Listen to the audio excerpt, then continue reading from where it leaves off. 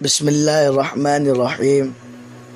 میرے محترم دوستو بزرگوں، جیسا کہ نماز تراویح کے متعلق مسائل کا سلسلہ چل رہا ہے، تو آج ہم ترویحہ اور اس کی تسبیح کے تعلق سے جو مسائل ہے وہ ہم آپ کی خدمت میں پیش کریں گے۔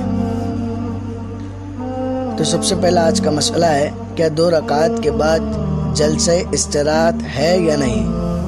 جلسہ استراحت جیسا کہ پہلے بھی ہم نے بتایا، 4 رکعت کے بعد تھوڑی دیر جو بیٹھتے ہیں جس میں دعا پڑھی جاتی ہے تو اس کو جلسہ استراحت کہتے ہیں۔ تو اس مسئلے میں ہے کہ 2 رکعت کے بعد جلسہ استراحت نہیں، یعنی 2 رکعت کے بعد نہ بیٹھے بلکہ 4 رکعت کے بعد۔ اس جلسہ استراحت میں تسبیح، درود شریف، استغفار، تلاوت اور دعا سب باتوں کا اختیار ہے، کسی ایک چیز پر اصرار نہیں کرنا چاہیے۔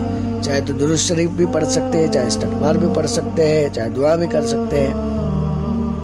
آگے کا مسئلہ ہے، تراویح میں ہر 4 رکعت کے بعد اجتماعی دعا کرنا کیسا ہے؟ تو جواب ہے، ہر نماز کے بعد دعا مانگنا درست ہے۔ مجموعہ تراویح بمنزلہ 1 ہے، اس لیے اس کے ختم پر دعا مانگتے ہیں۔ ہر 4 رکعت پر بھی اختیار ہے کہ ذکر، دعا، درود، تلاوت جو چاہے کرے۔ اجتماعی دعا کا اہتمام ثابت نہیں، اس سے احتیاط کرے۔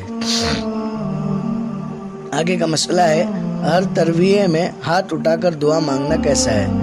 تو جواب ہے، ہر ترویح میں ہاتھ اٹھا کر دعا مانگنا ثابت نہیں۔ آگے اور ایک مسئلہ ہے، ترویح میں تسبیحات زور سے پڑھے یا آہستہ پڑھے؟ تو اس مسئلے کا جواب ہے، ترویح پر تسبیح سب مقتدیوں کا اتنی بلند آواز سے پڑھنا کہ آواز محلے بھر میں جائے، اسی طرح آواز میں آواز ملا کر پڑھنا ثابت نہیں، اس سے احتراز کرنا چاہیے۔ بلکہ کوشش کرے کہ بھئی اپنے آپ میں ہی پڑھے، اپنے کانوں تک آواز جائے بس۔ آگے کا مسئلہ ہے، 4 ترویحوں پر خلفاء کے نام لینا کیسا ہے؟ تو اس مسئلے کا جواب ہے، بعض لوگ 4 رکعتوں کے ختم پر ایک خلیفہ کا نام لے کر حضرت علی رضی اللہ تعالیٰ عنہ پر ختم کرتے ہیں، اس طرح ختم کرنا شریعت سے ثابت نہیں۔ آگے کا مسئلہ ہے، ترویح میں احادیث یا خلاصہ سنانا کیسا ہے؟ تو نماز تراویح میں ہر ترویح کے بعد بغرض اصلاح اور تعلیم کچھ حدیثیں سنانا بہت اچھا طریقہ ہے، اس سے معلومات دین میں اضافہ ہوگا۔ اگر اس پر سب لوگ متفق ہو تو ہر 4 رکعت کے بعد حدیثیں یا تراویح میں پڑھا گیا قرآن کریم کا خلاصہ سنایا جائے، اور اگر سب متفق نہ ہو یا انتشار کا خطرہ ہو تو پھر تراویح اور وتر کے ختم ہونے کے بعد یا کسی دوسرے وقت سنایا جائے، جس کا دل چاہے بیٹھے اور سنے اور فائدہ حاصل کرے۔ آگے کا مسئلہ ہے، تراویح اور وتر کے بعد دعا کرنا کیسا ہے؟ تو جواب ہے، نماز تراویح کے بعد دعا مانگنا درست ہے اور مستحب ہے۔ وتر کے بعد دعا ضروری نہیں، ایک بار تراویح میں ہو گئی وہ کافی ہے۔ آگے اور ایک مسئلہ ہے، نماز تراویح لاؤڈ اسپیکر پر پڑھنا کیسا ہے؟ تو لاؤڈ اسپیکر میں جو نماز تراویح پڑھی جاتی ہے، اگر ضرورت کی بنا پر ہو تو کوئی کراہت نہیں، لیکن ضرورت کی چیز بقدر ضرورت ہی اختیار کی جاتی ہے، لہٰذا لاؤڈ اسپیکر کی آواز مسجد تک محدود رہنی چاہیے۔ تراویح میں اوپر اسپیکر کھول دینا جس سے پورے محلے کا سکون غارت ہو جائے، جائز نہیں۔ آگے کا مسئلہ ہے کہ تراویح میں امام کی آواز نہ سن سکے تب بھی پورا ثواب ملے گا یا نہیں؟ تو اس مسئلے کا جواب ہے، تراویح میں زیادہ لوگ ہونے کی وجہ سے اگر پیچھے والی صف قرآن نہ سن پائے تو بھی ان کو پورا ثواب ملے گا۔ آگے کا اور ایک مسئلہ ہے، تراویح میں ہونے والی کوتاہیوں سے بچنا ضروری ہے یا نہیں؟ تو اس مسئلے کا جواب ہے، تراویح سنت مؤکدہ ہے اور اس میں ایک مرتبہ قرآن مجید ختم کرنا بھی سنت ہے۔ قرآن مجید پڑھنے میں صحت کا لحاظ رکھنا بہت ضروری ہے۔ حروف بدل جانے سے، یعنی سین کی جگہ صاد یا سا، یا زود کی جگہ زا یا زال، یا زال کی جگہ زود یا زا، یا تا کی جگہ تو، یا تو کی جگہ تا وغیرہ پڑھنے سے لحن جلی لازم آتا ہے، اور کبھی اس قسم کی غلطی سے معنی بدل کر نماز فاسد ہو جاتی ہے۔ مد، غنہ، اخفا اور اظہار کی غلطی لینے کافی ہے۔ اس سے نماز تو فاسد نہ ہوگی مگر بڑی فضیلتوں سے محرومی ہو جائے گی۔ رمضان المبارک جیسے مقدس اور مبارک مہینے میں اگر تراویح میں باقاعدہ اور پوری صحت، دلچسپی اور ذوق و شوق سے قرآن مجید ختم نہ کیا جائے تو اس سے زیادہ محرومی اور کیا ہو سکتی ہے۔ تیز پڑھنا مطلقاً قابل مذمت نہیں ہے، اسی لیے قراء نے قرات کے 3 درجے مقرر کیے: ترتیل، تدویر اور حدر۔ ترتیل آہستہ پڑھا جاتا ہے، تدویر میں اس سے تیز پڑھا جاتا ہے اور حدر میں اس سے تیز پڑھا جاتا ہے، مگر شرط یہ ہے کہ صحت اور صفائی میں کوئی خامی نہ آنے پائے۔ جو امام تراویح ایسا جلدی اور تیز پڑھتا ہے کہ پاس والے مقتدیوں کو بھی سمجھ میں نہیں آتا تو ایسی قرات نہ ہونے کے برابر ہے، اور اگر ایسی غلطی ہو جائے کہ جس سے لہن جلی لازم آئے اور معنی بدل جائے تو ایسی صورت میں کسی کی بھی تراویح صحیح نہیں ہوگی۔ اور رمضان المبارک میں تراویح کے اندر ایک مرتبہ قرآن ختم کرنے کی جو سنت ہے وہ سنت بھی کسی کی ادا نہ ہوگی۔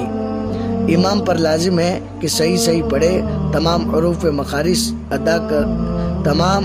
اور مخارج سے ادا کرنے کا اہتمام کرے،